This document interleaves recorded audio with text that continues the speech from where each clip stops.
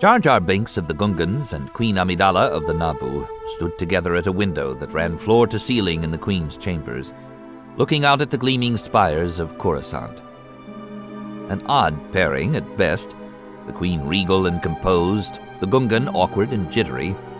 They kept company in silence and watched the sunset color the sky a brilliant gold that reflected here and there off the flat metal and glass surfaces of the city in sudden, blinding explosions of light. They had returned from the Republic Senate some hours ago, Jar Jar, Anakin, the Queen, and her handmaidens. They had come back principally because there seemed to be nothing else they could do to change the course of events regarding the future of Naboo. Senator Palpatine had stayed behind to politic with his colleagues over the selection of a new Supreme Chancellor, and Captain Panaka had remained with him, asked by the Queen to bring her news when there was any to offer. None had been forthcoming as yet. Now Anakin was gone as well, taken by Qui-Gon to the Jedi Temple, where he was to meet with the Council, and no one had seen Padme in some time. So Jar Jar had rattled around in Palpatine's quarters rather like a stray Kadu, until Amidala had taken pity on him and invited him to sit with her. She had gone into seclusion on her return, changing out of her Senate robes into a less imposing gold-trimmed black gown that emphasized how slender and small she really was. She wore an inverted crescent-shaped crown with a beaded gold medallion arced down over her smooth forehead, but even so she stood several centimeters shorter than the Gungan. She was clearly in pain, her eyes so sad and distant that it made Jar Jar want to comfort her. If it had been Annie or Padme, he might have reached over and patted her on the head, but he was not about to try that with the Queen. There were no guards, but her handmaidens, Urte and Rabe, cloaked in their crimson hooded robes and forever watchful, stood in waiting near the door, and he was certain there were guards somewhere close as well. He was careless of many things, oblivious to others, and in general given over to enjoying life in a haphazard way, but he was no fool. Finally, though, he could ignore the situation no longer. He shuffled his feet and cleared his throat, drawing the Queen's attention. She turned, her white-painted face with red dots on each cheek and a red slash in the center of her lower lip, doll-like and expressionless.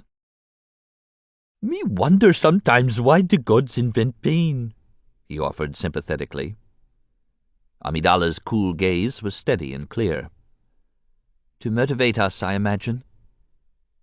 "Yous think yous people gonna die?" he asked, working his billed mouth around the bitter words as if he could taste them. The Queen considered the question and shook her head slowly. "I don't know, Jar Jar." "Gungan's gonna get pasted too, eh?" "I hope not." Jar Jar straightened, and a fierce pride brightened his eyes. "Gungans no die without a fight. We warriors. We got a grand army." "An army?" she repeated, a hint of surprise in her soft voice. "A grand army. Lot of Gungans. They come from all over. That's why no swamp beings give us trouble. Too many Gungans. Got a big energy shields, too. Nothing get through. Got a energy balls, fly out of slings and splat electricity and goo. Bad stuff.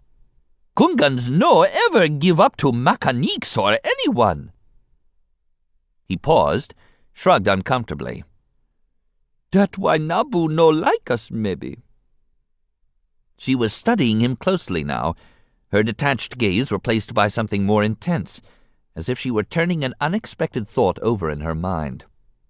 She was preparing to speak to that thought, he believed, when Senator Palpatine and Captain Panaka strode through the doorway in a rush. "Your Highness," Captain Panaka greeted, barely able to contain his excitement as both men bowed quickly and straightened. "Senator Palpatine has been nominated to succeed Valorum as Supreme Chancellor." Palpatine's smile was contained and deferential, and his voice carefully modulated as he spoke. "A surprise, to be sure, but a welcome one. I promise, Your Majesty, if I am elected, I will restore democracy to the Republic.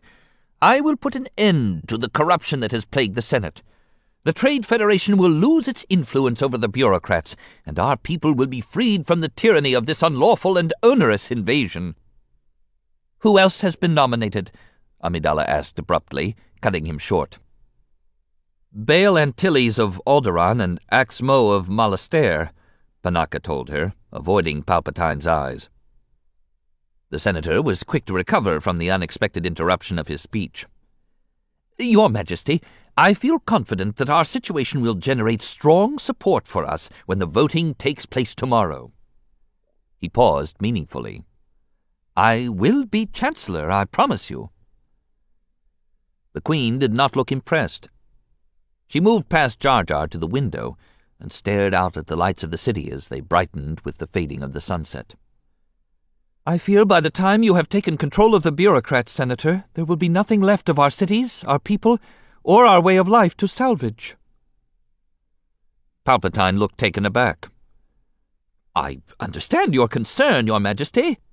Unfortunately, the Federation has seized possession of our planet. It will be nearly impossible to immediately dislodge them. Perhaps. Amidala turned from the window to face him. Her eyes were bright with anger and determination. With the Senate in transition, there is nothing more I can do here. She walked to where he stood with Panaka.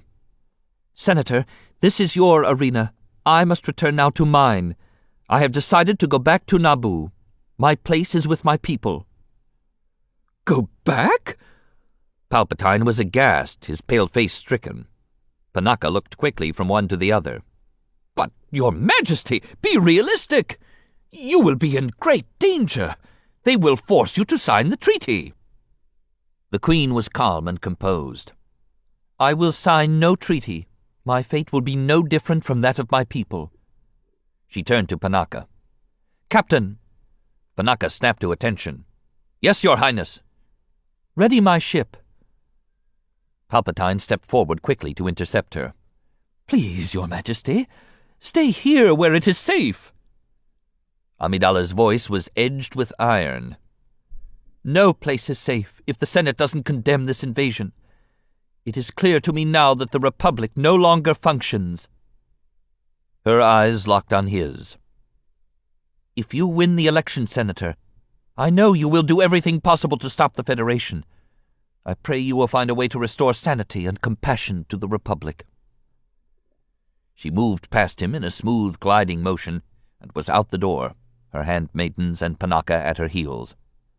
Jar Jar Binks followed, shuffling after as unobtrusively as he could manage, glancing just once at Palpatine in passing. He was surprised to catch the barest glimpse of a smile on the senator's shrewd face.